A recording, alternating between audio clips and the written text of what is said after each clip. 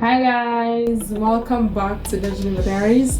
Today we are doing our motivated series. It's called Monday Motivation, and we did tag the co-founder to the channel, and we're going to be having like a quick Bible study, more Bible sharing, where we'll be looking at the book of Job. But before that, what do you have to say? Okay, first guys, I'm Dave, and thank you so much for 156 subscribers. Stay put because we have more videos coming your way. So what are you having today?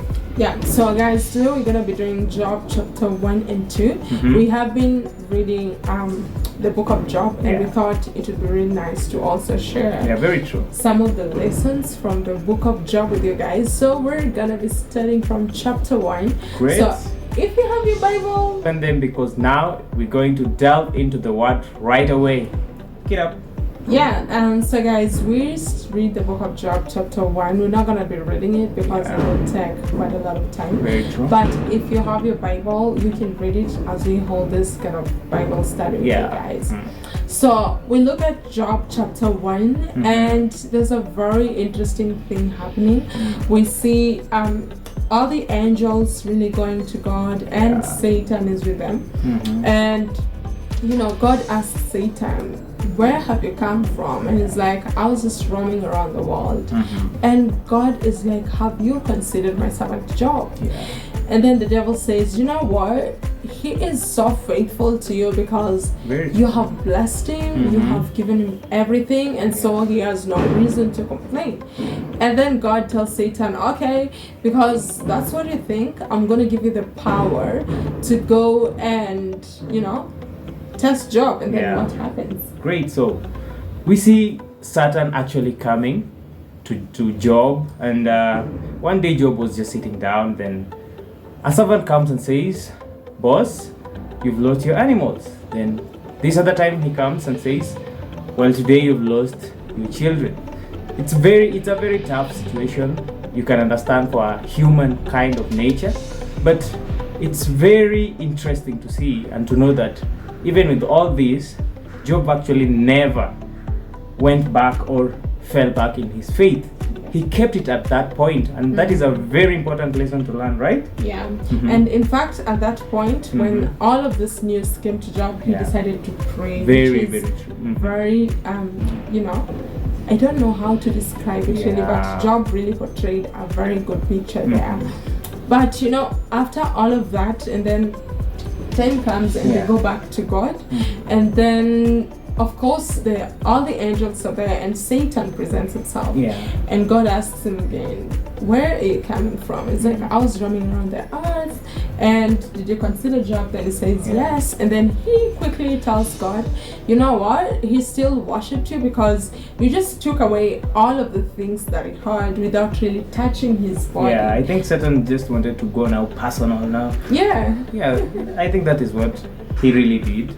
And then God gives Satan the permission and tells him, just go, but do not touch his soul. Then what happens? Okay, so something interesting is I think like Satan said he wanted it maybe skin to skin, like he wanted to inflict some pain which was now personal to the skin.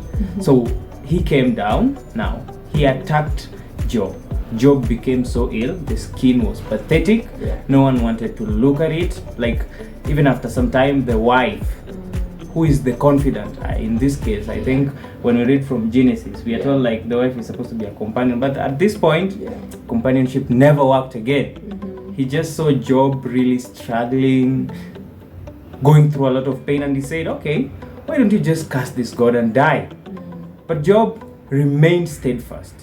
I think that is what was there. You can just pick it up and add something. In fact, he rebuked the wife and told, you're foolish woman. I can't do that, because if God gives me, then I should be comfortable. So when he takes away what he gave me, because he still owns everything. Very true. So at that point, word went to people, and then the friends came, and what did they do? Okay, the friends came, and on seeing Job, I think this is somebody who used to be wealthy, he has everything, but when they reached at this point, maybe the news reached them, they never believed maybe. So when they saw it, they believed, and they were really astonished by what was happening to their friend. And in seeing this, they decided even to tear their clothes away and stay for 7 days without talking, meaning like they were really heartbroken with what they saw. This gives us some good lesson, guys, that at least you need to know the cycle of friend you work with. Absolutely. Right? And that's really right. We also see these friends really, they were, at some point their faith was also not very strong. Yeah. They kind of sided with the wife, in terms of job. We do not think this faith is even working anymore. Why can't you just, abuse God and die? But in the very first instance, they actually come and decide to sit with Job. They decide to, condole with him, just be there in the situation. They were not even talking, but there was that presence, which was very key, very important, right? Also for Job. But guys, that is like the summary of chapter 1 and 2, right? Yeah, that is chapter 1 and 2, guys. Yeah, so I think there are a number of lessons which we really picked from this chapter.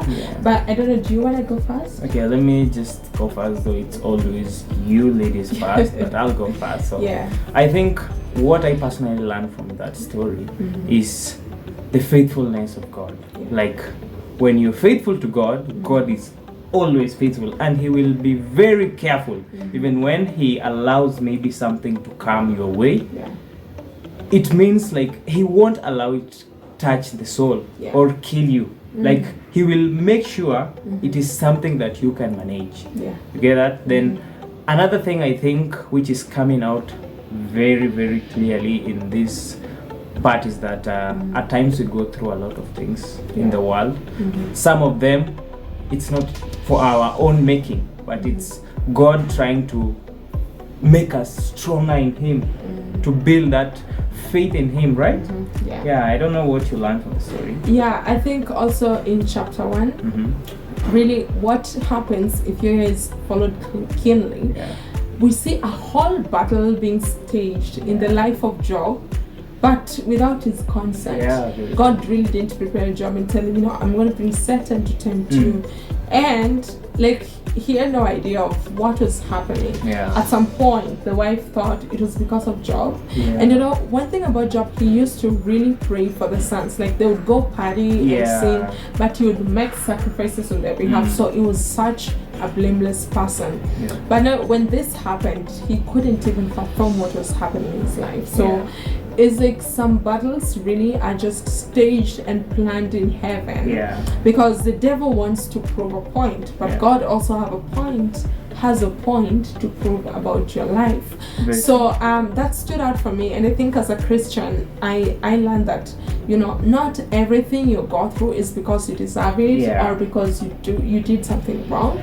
Sometimes if your walk is right with God, then it is just part of life that the devil always wants to try all of this, and you just maybe got permission from God to kind of tempt you. And like I said, God does not give you something which you cannot manage. So for whatever battles you're going through in your life, just stay faithful, just stay true to God.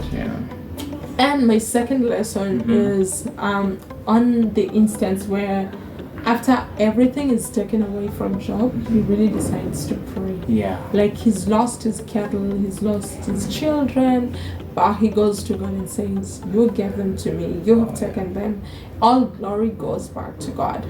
So I think that is something that as a Christian we can nurture by the grace of God, to be able to be prayerful in all situations, and not just when things are tough or when things are hard. Great. I think maybe something to add up, which is a trait which I think is a very good one I learned from the story of Job in the first chapters. Like, we're told Job used to make sacrifices for the children. So I think this is a good trait that parents can learn too.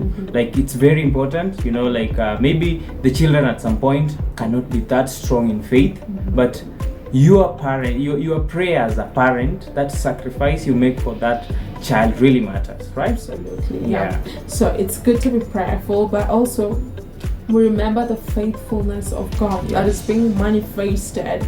And also I think losing some of these things, this is kind of jumping ahead of the book of Job, but I think we're gonna look at this in detail. Yes, but guys, I think from the very start we see a faithful servant of God, that even God himself is proud of him. So and that really makes me want to know, does God really see me as somebody he's proud of?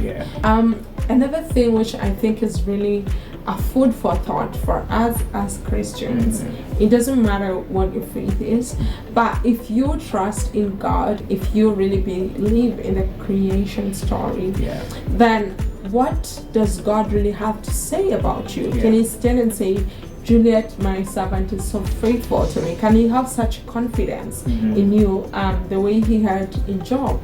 So that's a food for thought. And guys, we have come to the end of chapter 1 and 2 summary. Please make sure you read the 2 chapters and let us know what stands out for you in Job chapter 1 and 2. But also remember to subscribe, like, share this video, and comment, guys. Yes, guys. So next week we'll be doing Job chapter 3 and 4. Please make sure that you plug in and join us in a Bible study. After some time, we'll be planning to have all of the sessions live so that you can also contribute in real time. But until next time, see you again. Cheers.